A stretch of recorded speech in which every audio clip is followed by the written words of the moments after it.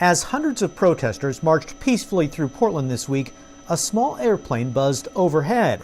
The Cessna Skyhawk couldn't be identified by protesters on the ground. It was too high.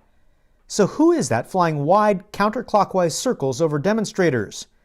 Using publicly available flight records, KGW found Portland police has flown surveillance every night but one since the large demonstration started in Portland on May 28th. So far, police have spent more than 65 hours watching protesters from above. Law enforcement's use of surveillance planes to watch over people protesting has attracted the attention of members of Congress and government watchdogs.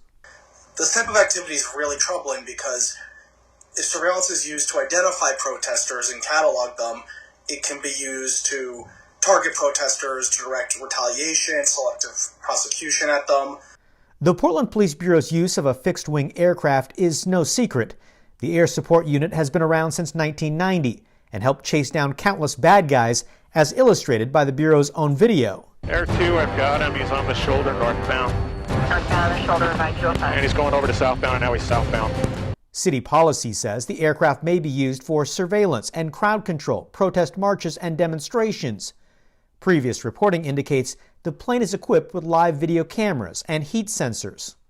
A lot of it comes down to not only the aircraft itself, but also what type of cameras are equipped on the aircraft, and I think most importantly, how that footage is being used.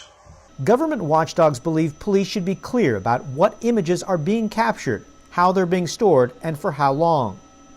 Worth noting, various news agencies, including KGW, have flown over the protests in Portland to document crowd size and movement. KGW does not share aerial footage or a live feed with law enforcement. Kyle Aboshi, KGW News.